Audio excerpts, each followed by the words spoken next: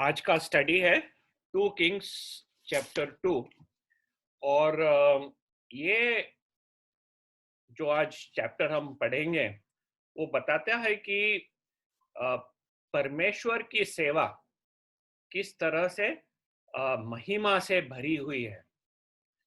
परमेश्वर की सेवा किस तरह महिमा से भरी है।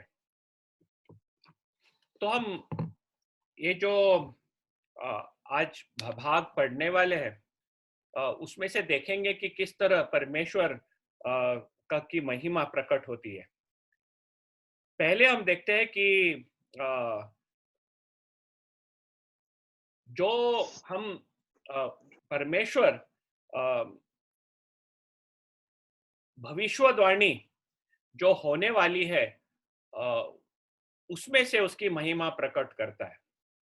जो भविष्यवाणी परमेश्वर देता है, जो आने वाले दिन में क्या होने वाला है, उससे उसकी महिमा प्रकट करता है। पहले वचन में हम देखते हैं कि जब यहोवा एलिया को बवंडर के द्वारा स्वर्ग में उठा लेने का था, तब एलिया और एलीशा दोनों संग संग गिलगाल से चले। तो इसमें से दिखता है कि परमेश्वर ने इलाइजा को बताया था कि वो बवंडर के द्वारा स्वर्ग में उठाया जाएगा। He will be lifted up to heaven by a whirlwind. तो ये परमेश्वर ने उन्हें ऑलरेडी बता चुका था।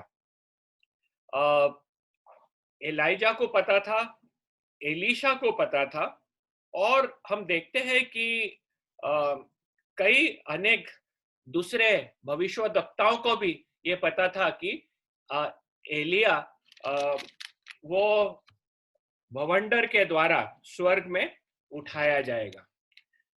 तीसरे वचन जब हम पढ़ते हैं उसमें लिखा है कि और बेथेलवासी भविष्यवक्ताओं के चेले एलीशा के पास आकर कहने लगे, क्या तुझे मालूम है कि आज यहोवा तेरे स्वामी को तेरे ऊपर से उठा लेने पर है? उसने कहा, हाँ, मुझे भी यह मालूम है।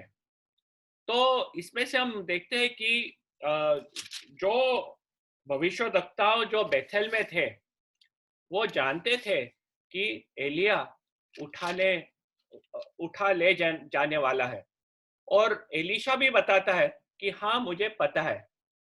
तो इसमें से हम देखते हैं कि किस तरह से परमेश्वर अपने भविष्यवाणी जो आगे वाले दिन में पूरा होने वाला है वो पहले से बताकर अपनी महिमा को प्रकट करता है।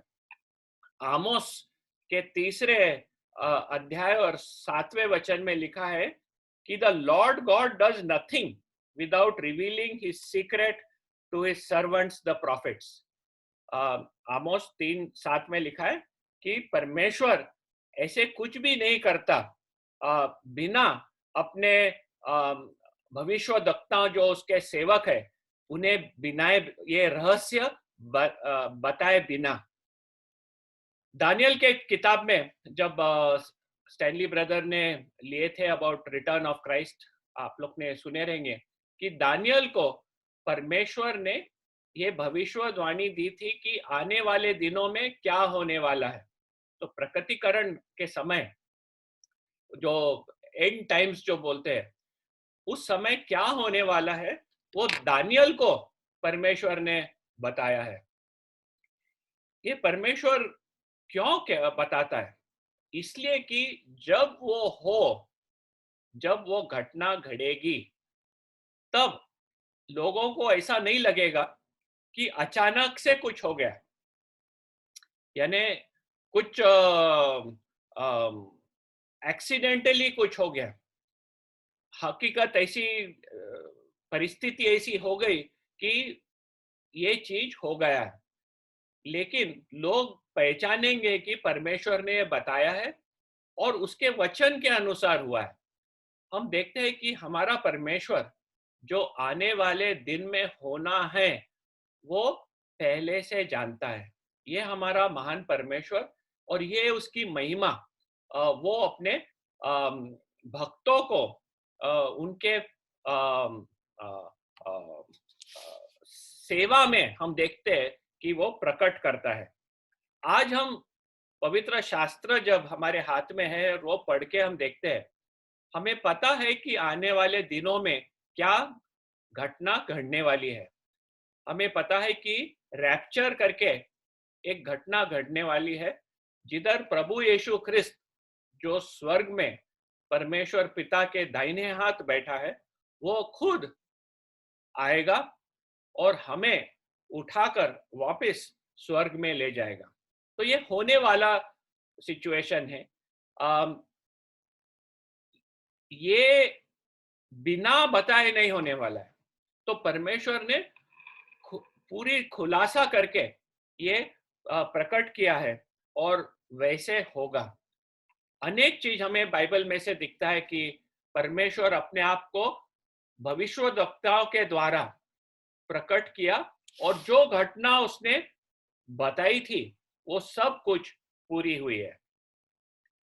तो परमेश्वर की महिमा हम सिर्फ भविष्यवाणी से नहीं देखते, लेकिन हम ये देखते हैं कि ये जो अ, अ, महिमा है उसके सेवा की, उसके वो दृढ़ रहना के लायक है। परमेश्वर के सेवा में दृढ़ रहना वो ऐसे लायक वाली सेवा है ताकि परमेश्वर के सेवा में उसकी महिमा प्रकट हो। तो हम देखेंगे कि किस तरह the glory is worth persisting for. दूसरे वचन में हम देखते हैं कि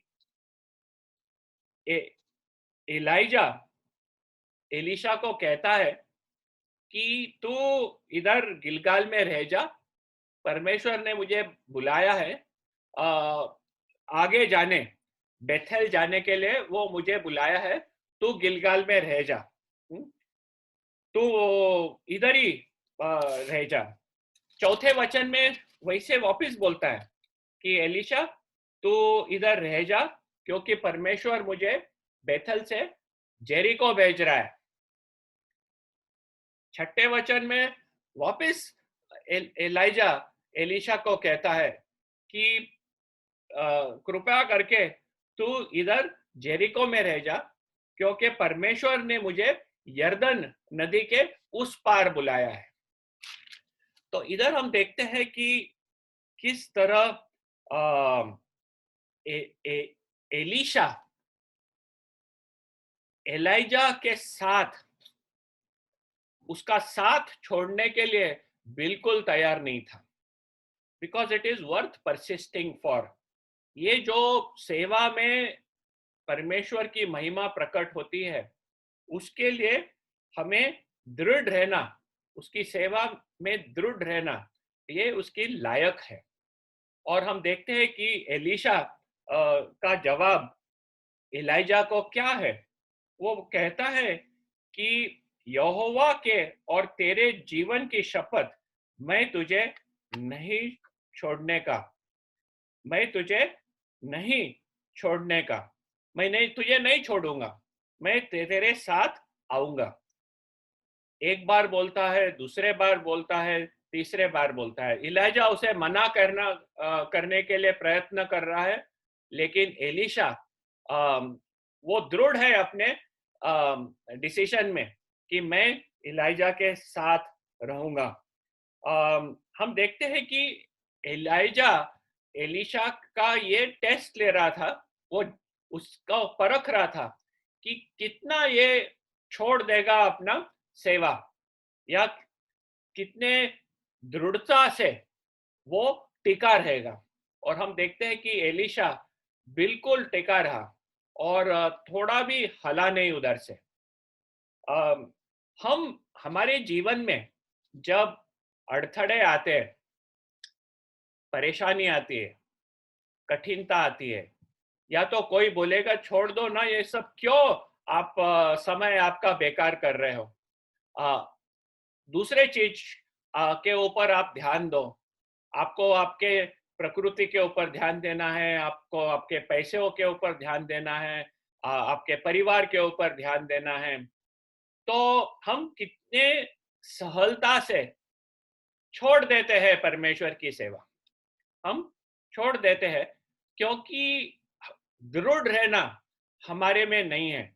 हम परमेश्वर की सेवा का महिमा पूरी तरह से नहीं पहचानते, और फिर थोड़ा सा भी अड़थड़ा आ गया तो हम छोड़ देते हैं। आगे जाके हम देखते हैं कि किस तरह एलाइशा इस परमेश्वर की महिमा जो सेवा में है उसके लिए दृढ़ रहा। 9वां वचन में हम देखते हैं कि जब वो एलाइजा और एलीशा यरदन नदी को पार करके गए, तब एलाइजा ने देखा एलीशा को कि ये तो एकदम टिक के रहने वाला आदमी है, वो छोड़ता नहीं है।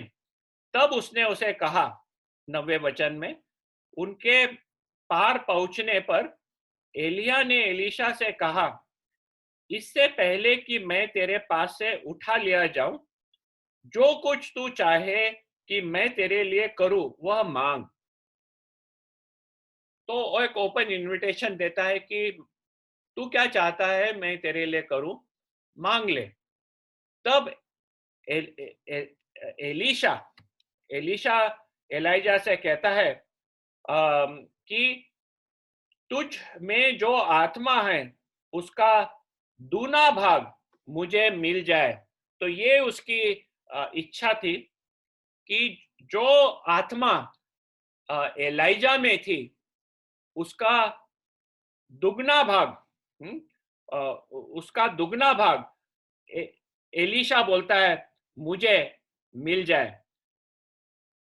तो इसका क्या मतलब था? एलीशा ऐसे क्यों मांगा? तो हम ड्यूट्रोनमी चैप्टर 21 और वर्स 17 में देखते हैं कि जो फर्स्ट बॉर्न है, जो पहला जन्मा बच्चा है, उसको डबल पोर्शन इनहेरिटेंस मिलता है। जो पहला बॉर्न है उसे डबल पोर्शन ऑफ इनहेरिटेंस दिया जाता है, ड्यूट्रोनमी चैप्टर 21 वर्स 17 में। तो इज़राइल देश में ये उनकी प्रथा थी कि फर्स्ट बॉर्न को डबल पोर्शन मिलता था।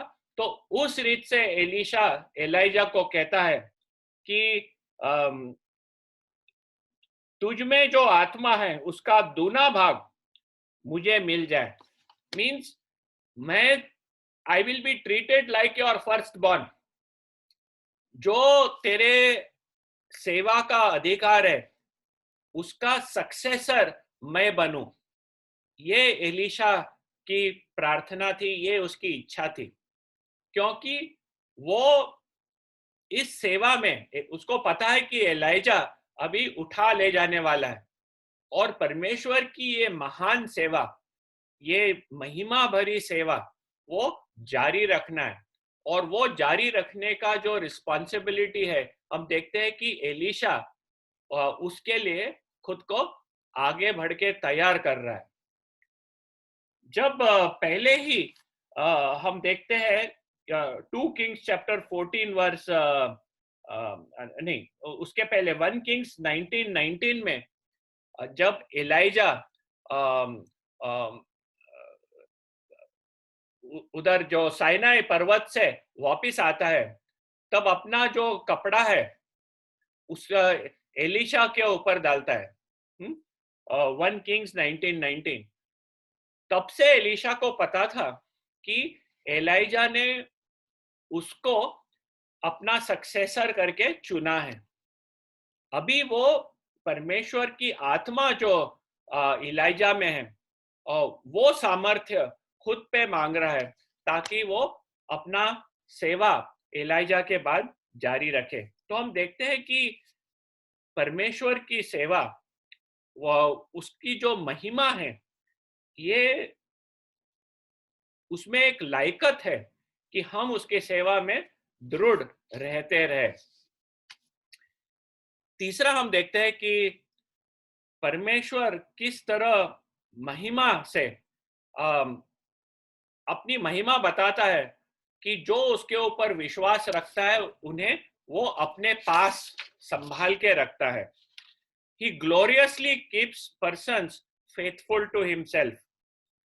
परमेश्वर कितने महानता से अपनी महिमा बताता है कि जो उसके ऊपर विश्वास किया है उसको वो संभाल के रखता है। ये है परमेश्वर की सेवा की महिमा, कि अपने लोगों को वो विश्वासु करके रखता है।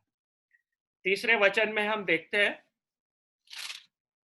चैप्टर 2 के तीसरे वचन में, कि जब वो बेथेल जाता है तब उधर बेथेल में भविष्यवक्ताओं के चेले एलीशा के पास आए।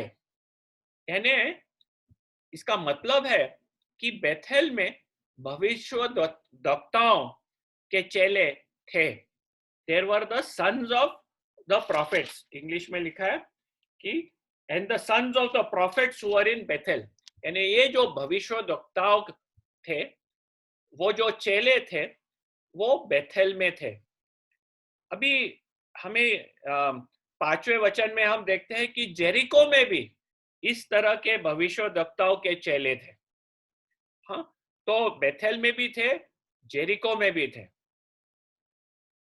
थोड़ा समय पहले हम जाते हैं कि एलाइजा बहुत जब निराश हो जाता है, 1 किंग्स चैप्टर 19 वर्स 10 में, वो परमेश्वर के साथ अपने हृदय में जो तकलीफें थी वो बता रहा है।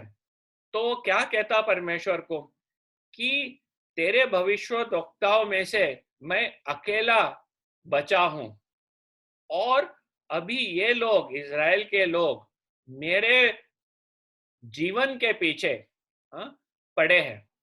तो एकदम निराश हो गया था। उसे लगा कि उसके सिवाय और भविष्यवक्ता नहीं है। लेकिन 1 किंग्स 19:18 में परमेश्वर उसे याद दिलाता है कि इजराइल में 7,000 जन ऐसे रखे हैं जिन्होंने अपना घुटना बाल के ओर नहीं झुकाया है। तो परमेश्वर जानता है कि उसके ऊपर विश्वास करने वालों को किस तरह से वो रखे, और इसमें हम परमेश्वर की सेवा की महिमा देखते हैं। रोमियो चैप्टर 8 वर्स 38-39 हम टर्न करके पढ़ेंगे। रोमियो का 8वां अध्याय, हम इधर हाथ रखना, वापिस इधर आएंगे। रोमियो का 8वां अध्याय और उधर हम 38 और 39 ये दो वचन पढ़ेंगे। ग्रेसी बहन उधर पढ़वा लेना। क्योंकि मैं निश्चय जानता हूँ कि न मृत्यु, न जीवन, न स्वर्गदूत, न प्रधानताएं, न वर्तमान, न भविष्य, न सामर्थ्य, न ऊंचाई, न गहराई और न कोई और सृष्टि हमें परमेश्वर के प्रेम से जो हमारे प्रभु मसीह यीशु में है अलग कर सकेगी। हाँ, तो इधर देखते हैं कि कुछ भी नहीं है इस सृष्टि में, ना जीवन ना मृत्यु भी, जो हमें इस परमेश्वर के प्रेम से जुदा कर सकता है। परमेश्वर जानता है कि किस तरह वो अपने विश्वासुओं को बचा के रख सकता है। और हम ये खातरी है कि हमने जिन्होंने परमेश्वर के ऊपर हमारा भरोसा किया है, we who have trusted in the Lord Jesus for our salvation and who have been born again will never be lost. हमें ये खातरी है कि हम जिन्होंने प्रभु यीशु ख्रिस्त के ऊपर उद्धारकर्ता करके विश्वास किया है और उसकी तरफ से एक नया जन्म पाया है, हम कभी भी उसके पास से हटाए नहीं जाएंगे। तो इसमें हम देखते हैं परमेश्वर की सेवा की महिमा प्रकट किस तरह से होती है। आगे चल के हम देखेंगे कि किस तरह परमेश्वर he affirms gloriously affirms the ministry। परमेश्वर अपने सेवक लोगों की सेवा को महिमा से कबूल करता है। परमेश्वर अपने सेवक लोगों की सेवा को महिमा से कबूल करता है। उधर भी हम देखते हैं इस सेवा की महिमा। तो हम 2 किंग्स चैप्टर 2 और वर्स 8 में देखेंगे, 8वें वचन में। 2 किंग्स चैप्टर 2 वर्स 8। निधि पढ़ो। तब एलिया ने अपनी चद्दर पकड़कर एढ़ ली और जल पर मारा, तब वह इधर उधर 2 भाग हो गया और वे दोनों स्थल ही स्थल पार उतर गए। हाँ, ये जब हम पढ़ते हैं हमें कुछ तो भी याद दिलाता है कि किस तरह जब मोशे इज़राइल के लोगों को लेकर लाल समुद्र के किनारे पे ठहरा था और उसने अपनी छड़ी को उठाया था उस समुद्र के तरफ, उसका 2 भाग हो गए थे, दुभागा दिया था उसने, और पूरी प्रजा इज़राइल की उस लाल समुद्र में जमीन पर चल के पार किए। तो ये हमें चित्र दिखाता है कि किस तरह मोशे ने इज़राइल को पार कराया था। आज हम देखते हैं कि किस तरह एलाइजा उस यर्दन नदी को पार करता है सूखे जमीन पर, क्योंकि जब उसने अपना कपड़ा निकालकर उसके ऊपर मारा, उसके पानी का 2 भाग हो गया और इलाइजा और एलीशा सूखे जमीन पर यर्दन नदी को पार कर सके। आगे जाके हम देखते हैं कि किस तरह से परमेश्वर अपनी महिमा उसके सेवक इलाइजा और एलीशा के सेवा में प्रकट करता है। 11वां हम पढ़ेंगे, 11 पढ़ना। वे चलते चलते बातें कर रहे थे कि अचानक एक अग्निमय रथ और अग्निमय घोड़े ने उनको अलग अलग किया और एलिया भवंडर में होकर स्वर्ग पर चढ़ गया। हाँ ना, अभी जब वो दोनों चल रहे थे तो हम 2 चीज देखते हैं इधर, 2 आश्चर्यचकित चीज इस जगह में हो रहा है। एक तो एक अग्निमय रथ और अग्निमय घोड़े ने ये दोनों जन को अलग कर दिया। अग्निमय रथ और अग्निमय घोड़े, इन्होंने एलाइजा और एलीशा को अलग कर दिया। बाद में हम देखते हैं कि एलिया स्वर्ग में उठाया जाता है। स्वर्ग में किस में उठाया जाता है? उधर रथ के बारे में नहीं लिखा है, रथ में बैठ के वो ऊपर जा रहा है।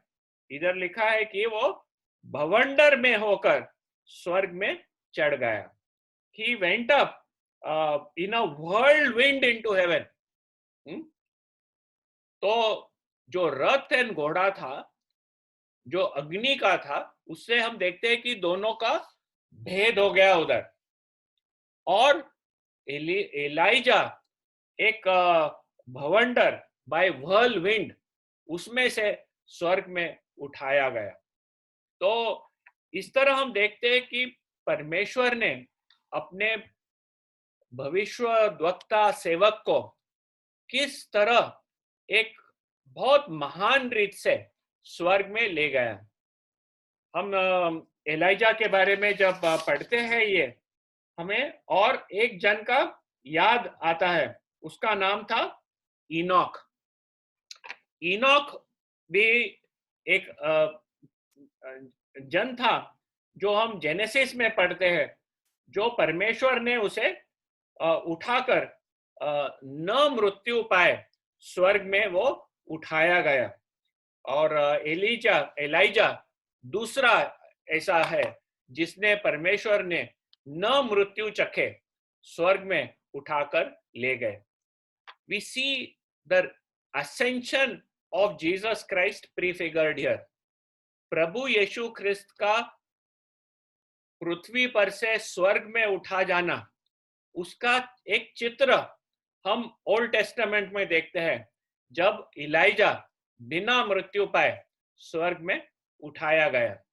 तो ये हमारे लिए भी एक एनकरेजमेंट है कि एक दिन ऐसा आने वाला है जिधर हम भी उठाए जाएंगे इस पृथ्वी पर से। तो कभी कभी लोग पूछते हैं कैसे हो सकता है। परमेश्वर ने ऑलरेडी एक उदाहरण ओल्ड टेस्टामेंट में दिया है कि किस तरह उसने एलिया को लेकर स्वर्ग में उठा लिया। बाद में हम देखते हैं कि किस तरह हमारा प्रभु यीशु ख्रिस्त उठाकर स्वर्ग में गया। हमें भी ये आशा है कि आने वाले एक दिन में वो दिन बहुत दूर भी नहीं रहेगा, वो दिन बहुत दूर भी नहीं रहेगा कि हम भी उठाए जाने वाले हैं और इस धरती को छोड़कर हम प्रभु यीशु ख्रिस्त के साथ स्वर्ग में हमेशा के लिए रहेंगे। और बाइबल में कहा है कि ये हमारा जो आशा है, तो किस तरह से एक पवित्र और धार्मिक जीवन हम लोग इस जग में जीना चाहिए। जग के चीजों के ऊपर पूरा हमारा ध्यान और भरोसा न रख के किस तरह परमेश्वर के ऊपर हमारा पूरा ध्यान और भरोसा रहे। उसकी सेवा एक बहुत महिमा भरी सेवा है और ये परमेश्वर अपनी महिमा प्रकट करता है एलिया के जीवन के द्वारा। फिर 12वां वचन हम पढ़ेंगे। 12 पढ़ना। और उसे एलिशा देखता और पुकारता रहा, हाय मेरे पिता, हाय मेरे पिता, हाय इज़राइल के रथ और सवारों। जब वह उसको फिर देख न पड़ा, तब उसने अपने वस्त्र पकड़े और फाड़ कर 2 भाग कर दिए। Thank you. तो इधर हम देखते हैं कि हाय मेरे पिता, माय फादर, हाय इज़राइल के रथ और सवारों, the chariots of Israel and it's horseman. बहुत अनोखा कमेंट है ये। तो जैसे एक पुत्र पिता की तरफ देखता है, वैसे हम देखते हैं कि एलीशा एलाइजा के तरफ देखता था और यही उसका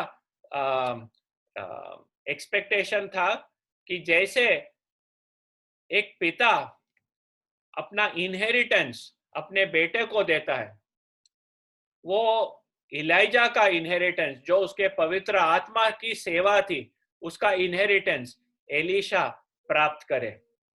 दूसरा हम देखते हैं उधर कि the chariots of Israel and it's horseman, वो किसके बारे में बोल रहा है? Chariots of Israel and it's horseman, जो अग्नि के चैरियट्स और घोड़े थे उसके बारे में बोल रहा है कि किसके बारे में बोल रहा है?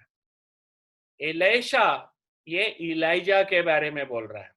The chariots and horseman of Israel, वो पहचानता था एलीशा कि इज़राइल का जो रथ है, इज़राइल का के जो रथ है और सवारों है, वो परमेश्वर का भविष्यवक्ता इलाइजा था। एलीशा भी जब बूढ़ा हो गया और उसे वो मरने के समय था, तब इज़राइल का राजा उसे मिलने आता है और एलीशा के तरफ वो यही कहता है। 2 किंग्स चैप्टर 14 वर्स 13 में ये लिखा है और हम जब उधर आएंगे तो पढ़ेंगे लेकिन एलीशा के बारे में भी राजा यही कहता है, the chariots and horseman of Israel. Elisha ये पहचान रहा है कि इजराइल का रक्षक, इजराइल का रक्षक, सच्चा रक्षक वह परमेश्वर है जो अपने भविष्यद्वक्ता के द्वारा काम कर रहा है। इजराइल का रक्षक अपने रथ, हाँ, और सैनिक नहीं है, रथ और घोड़े और सैनिक नहीं है। वो इजराइल को रक्षा नहीं करते, रक्षा करने वाला परमेश्वर है।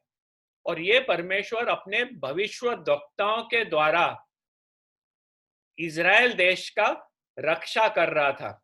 तो इसलिए एलीजा को देखकर कहता है, the chariots and horses of Israel. यही है सचमुच वो जो इजराइल को बांध के रखा है, जिन्होंने इजराइल की रक्षा करी है, और जो परमेश्वर का सामर्थ्य इजराइल में प्रकट करता है। तो हम देखते हैं कि किस तरह से परमेश्वर के सेवा में परमेश्वर अपनी महिमा अपने सेवकों के द्वारा, उनके सेवकाई के द्वारा प्रकट करता है। It's a gloriously, God gloriously affirms the ministry. आगे चल के हम 14 वचन देखेंगे। हाँ, तो 14 वचन पढ़ना। कौन सा? ये नीचे।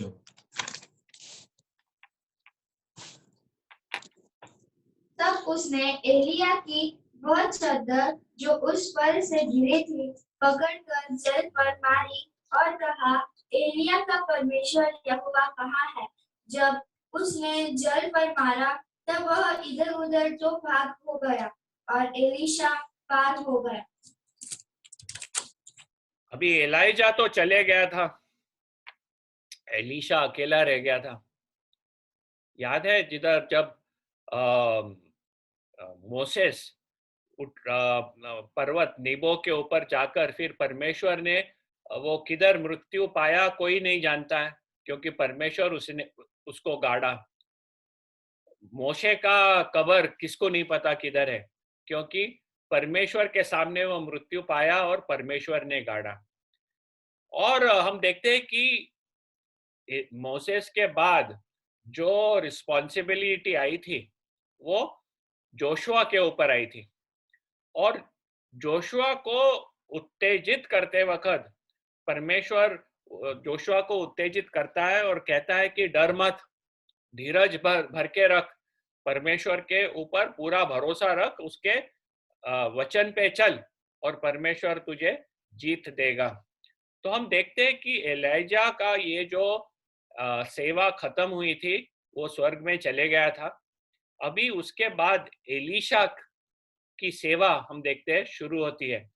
तो पहला उसका ये प्रश्न आता है कि परमेश्वर यहोवा कहाँ है, क्योंकि उसका पहचानना परमेश्वर के बारे में एलीजा के द्वारा था। तो हम उधर देखते हैं कि किस तरह से जब वो ये प्रश्न परमेश्वर को करता है और वो वापस आ रहा है, वो चल के जो यर्दन रिवर को पार करके वो वापस आ रहा है। तो अभी हम देखेंगे कि किधर हुआ ये। तो मैं स्क्रीन के ऊपर शेयर करता हूं। तो ये घटना जो घटी तो इधर हम देखते हैं कि गिलगाल से निकले थे। हाँ, गिलगाल से चलते चलते बेथेल आए। ठीक है, बेथेल से चल के जेरिको आए।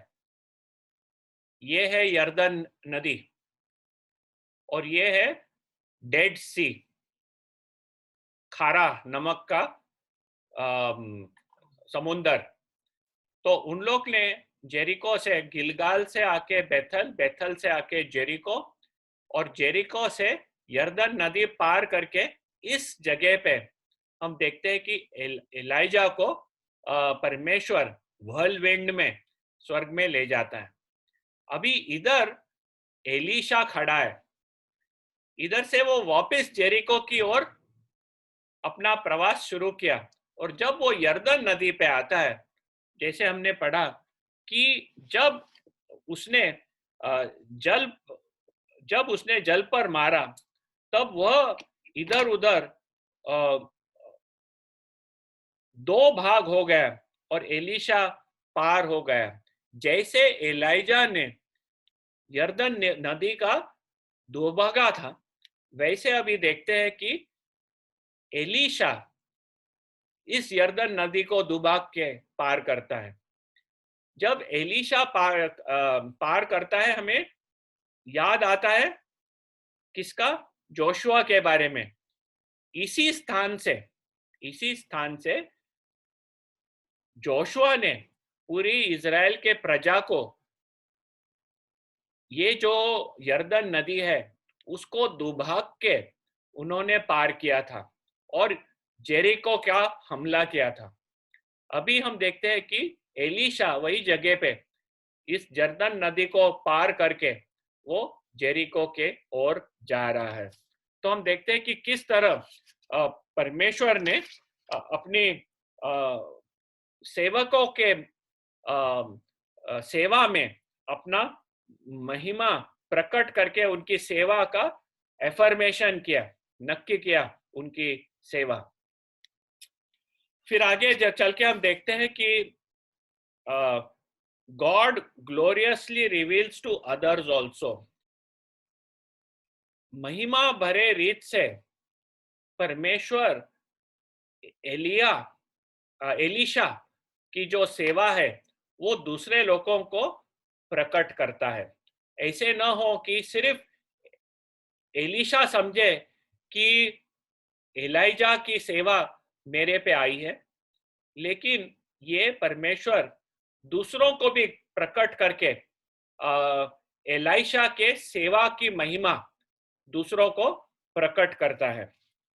आगे चल के हम 15वां वचन पढ़ेंगे। और एक मिनट, मैं ये बंद कर देता। 15वां वचन पढ़ना। उसे देखकर भविष्यद्वक्ताओं के चेले जो यरीहो में उसके सामने थे कहने लगे, एलिया में जो आत्मा थी वह एलीशा पर ठहर गई है। अतः वे उससे मिलने को आए और उसके सामने भूमि तक झुककर दंडवत की। हाँ, तो इधर हम देखते हैं कि किस तरह से ये जो एलीशा के ये जो भविष्यद्वक्ता जो जेरिको में है, उन्होंने पहचाना कि एलाइजा में जो आत्मा थी, पवित्र आत्मा, वो पवित्र आत्मा अभी एलीशा पे आई है। और ये भविष्यद्वक्ता का जो सेवा है वो एलीशा के ऊपर पड़ा है और वो उन्हें आकर दंडवत होते हैं, ये मानकर कि अभी सेवा का रिस्पॉन्सिबिलिटी एलीशा के ऊपर आया है। तो हम देखते हैं कि किस तरह से परमेश्वर ये चीज दूसरों को प्रकट करके एलीशा के जो सेवा है उसमें अपनी महिमा प्रकट करता है। फिर 16 से 18 जो है उधर हम देखते हैं कि ये जो भविष्यद्वक्ता जो जेरिको के हैं, उन्हें लगा कि एलाइजा को ऐसा न हो कि पवित्र आत्मा ने उधर से उठाकर और किधर फेंक दिया रहेगा। तो उन लोग एलीशा को आके कहते हैं कि हम लोग जाके ढूंढेंगे कि क्या हमें एलाइजा किधर मिलता है क्या। अभी एलीशा को बराबर से पता था कि परमेश्वर ने उसे स्वर्ग में लेके गया, लेकिन उसके वो पीछे पड़े और आग्रह करते रहे। आखिरी में एलीशा बोलते ठीक है, जाके देखो। पूरा ढूंढने के बाद, छान छून करने के बाद वो वापिस आते हैं और 3 दिन ढूंढने के बाद उन्हें किधर नहीं मिला, एलाइजा नहीं मिल सकता था। उनको पता है कि एलीशा की आत्मा निकल गई है स्वर्ग में, और उनको लगा कि उसका शरीर किधर तो भी पड़ा रहेगा। लेकिन परमेश्वर ने एलाइजा को शरीर के साथ स्वर्ग में उठा लिया था। तो उसका शरीर उन्हें किधर नहीं मिला। तब एलीशा उन्हें कहता है, मैं तुम्हें बोला था कि मत ढूंढो, क्योंकि परमेश्वर ने उसे ले गया है। फिर आके देखते कि किस तरह से परमेश्वर एलीशा के इस मिनिस्ट्री को, उसकी सेवा को प्रकट करता है विथ साइंस एंड मिरेकल्स। परमेश्वर अपने कार्यों एलीशा के द्वारा करता है ताकि उसकी जो सेवा है वो स्थापित हो जाए लोगों के बीच में, और उस तरह से उसके सेवा पे अपना महिमा प्रकट करता है। 19 to 22 जब हम पढ़ते हैं, उधर एक समस्या थी जेरिको में। जेरिको था एक अच्छा जगह, लेकिन उन्होंने ये देखा था कि उधर का पानी खराब हो गया था। पानी बुरा हो गया है और भूमि गर्भ गिराने वाली हो गई थी। गर्भ गिराने वाली भूमि which was unfruitful, और पानी खराब हो गया था, the water was bad। तो उधर के लोग आके एलीशा को कहते हैं कि ऐसी समस्या है। तो एलीशा बोलता है, ऐसा काम करो, एक नया प्याला ले आओ और उसमें नमक डाल के मेरे पास ले आओ। और उन्होंने एक नया प्याला लेके नमक डालकर एलीशा के पास ले आए। तो उसने वो लेकर जल के सोते के पास गया, where the spring starts, और जल के सोते में उसने ये नमक फेंका। नमक फेंक के उसने कहा 21 वर्ष पढ़ना, 21। तब वह जल के सोते के पास निकल गया और उसमें नमक डालकर कहा, यहोवा यो कहता है, मैं यह पानी ठीक कर देता हूँ, जिससे वह फिर कभी मृत्यु या गर्भ गिरने का कारण न होगा।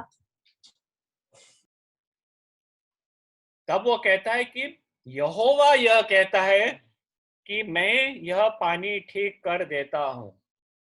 तो ये पानी ठीक कैसे हुआ? नमक फेंकने से, या तो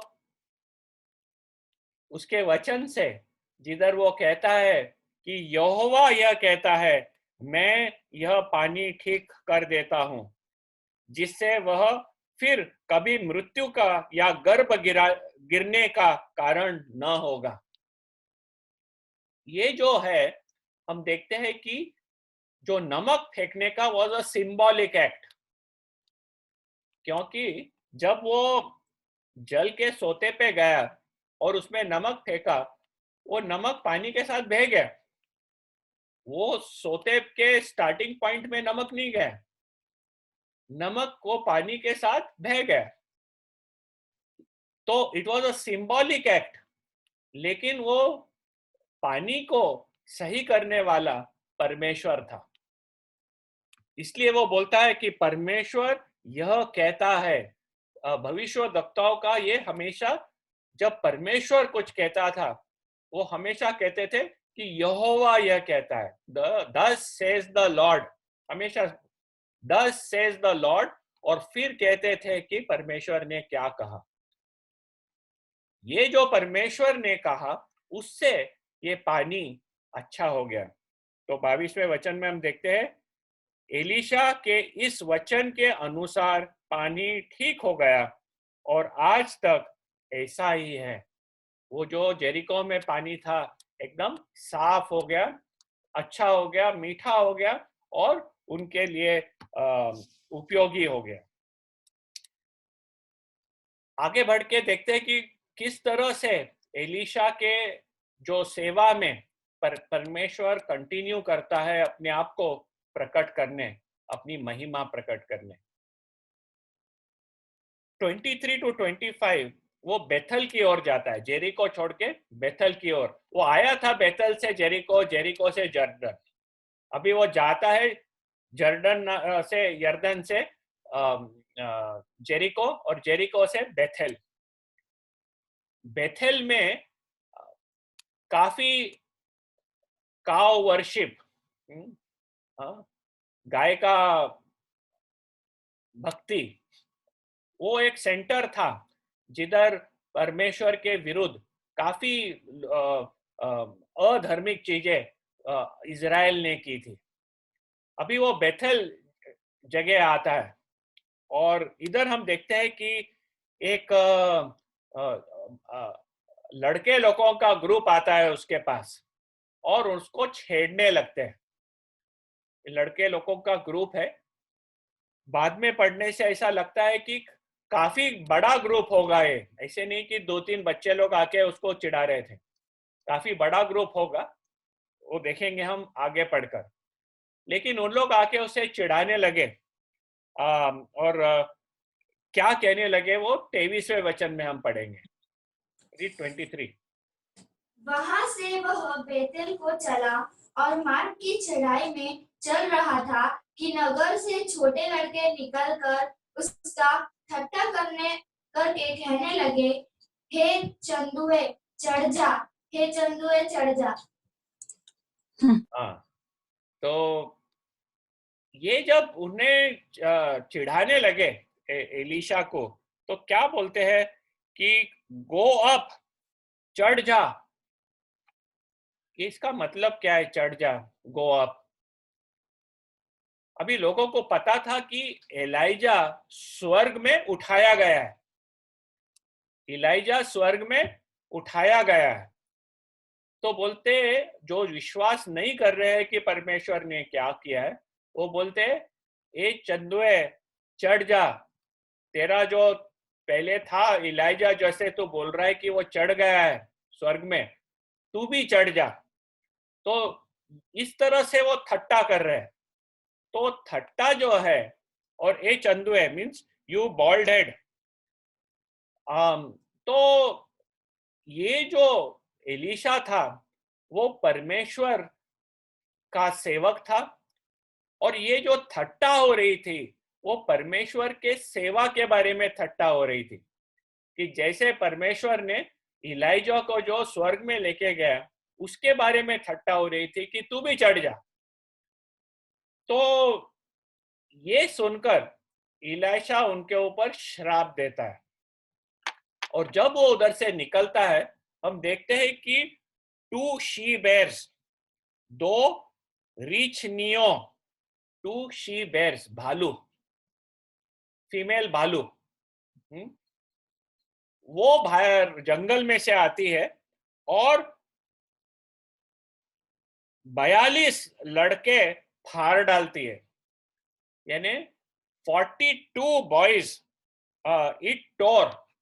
तो ये भालू आके अटैक करती है और उधर देखते हैं कि उसमें से 42 लड़के थे, यानी वो झुंड काफी बड़ा झुंड होगा, ऑलमोस्ट जैसे कि इलेशा को मारने के लिए आए, चिढ़ाने के लिए आए। ये तो एक ऐसा मॉब जैसा हो गया। तो इसमें से परमेश्वर एलीशा को बचाता है और हम देखते हैं कि ये 2 शी बेयर्स, फीमेल भालू, किस तरह आके 42 लड़कों को फाड़ डालती है जिन्होंने परमेश्वर का ठट्टा किया है। तो इसमें से हम देखते हैं कि परमेश्वर की सेवा का जब ठट्टा करते हैं लोग, परमेश्वर अपना दंड उधर चुका देता है, और ये सेवा की जो महिमा है वो लोगों के बीच में प्रकट करता है। आने वाले दिनों में हम देखेंगे कि किस तरह एलीशा की सेवा इज़राइल के लिए बहुत महत्व की थी, जिधर वो एलाइजा जैसे एलीशा भी इज़राइल देश को परमेश्वर की ओर हमेशा बुलावा देता था। तो we see the God gloriously reveals this ministry to others, दूसरों को एक अद्भुत रीत से परमेश्वर ये सेवा की महिमा प्रकट करता है। तो हमने 5 चीजें देखे कि किस तरह परमेश्वर की सेवा एक महिमा भरी सेवा है। Ministry to God is a glorious ministry. एक तो परमेश्वर gloriously foretells what is yet to take place. अपने सेवक के द्वारा वो एक महिमा रीत से भविष्यवाणी देता है कि क्या आने वाले दिनों में होने वाला है। फिर हम दूसरा देखें कि किस तरह से the glory is worth persisting for. ये सेवा की जो महिमा है वो सेवा दृढ़ रहना, ये वो सेवा की लायकत है। इस तरह से हम देखते हैं कि परमेश्वर की सेवा का महिमा प्रकट होता है। तीसरा कि gloriously keeps persons faithful to himself. परमेश्वर अपना ये महिमा इस सेवा में बताता है कि उसके सेवकों को किस तरह अपने आप के पास वो संभाल के विश्वासु रखता है। चौथा चीज देखे, God gloriously affirms the ministry. परमेश्वर किस तरह महिमा भरे रूप से ये मिनिस्ट्री को अफर्म करता है। अपना हिंदी में क्या बोलते हैं अफर्म को?